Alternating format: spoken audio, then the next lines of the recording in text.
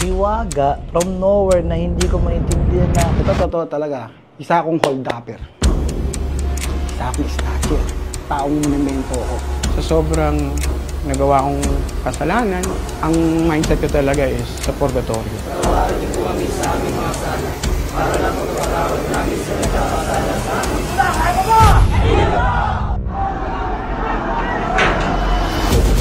Chigen, man. Talagang straight from the street. Tawag ko sa kanya, taga-bukas ng pintuan ng langit kasi siya ang nagbubukas ng pintuan pag lalabas ang Nazareno eh. Typical mentality ng tao na pag ganyan yung itsura, walang mararating sa buhay. Gising niya ako. Ma! Sabi niya, gising ka na kasi mayaman na tayo.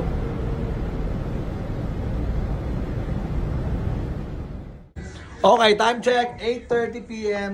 So, few more minutes, i-release na yung premiere nights ng Pintuan ng Langit. Alright? Sumunod tayo lahat.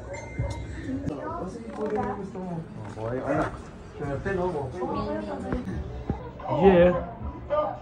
Are you working with the Colombians?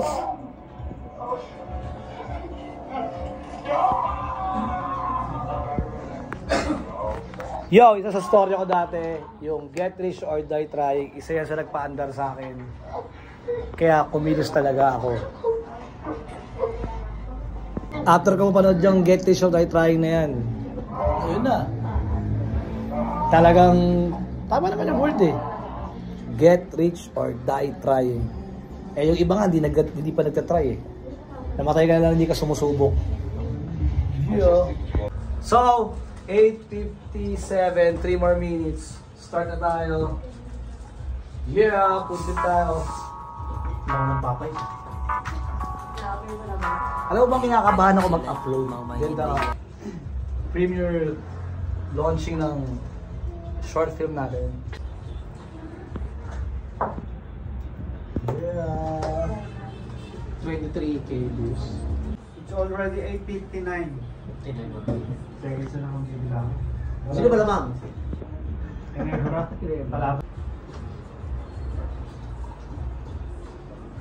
Ulit, sino ba ako naka-upload na?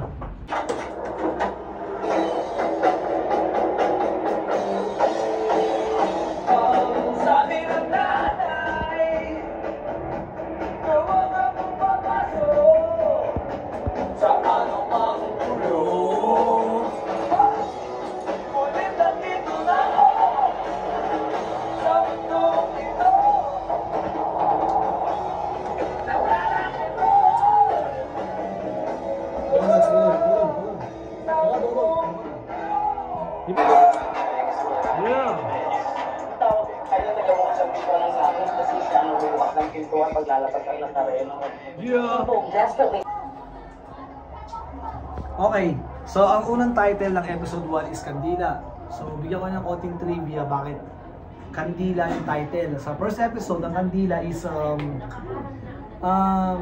pag pinapanganak tayo lahat tayo, ultimo parents natin o tayo mismo ng mga anak na ang unang-unang hinawakan ay ang kandila.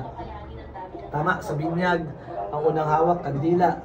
Pag tayo nategi na sa dulo ng buhay natin ay kandila. So yun ang meaning ng Kandila intro. Alright.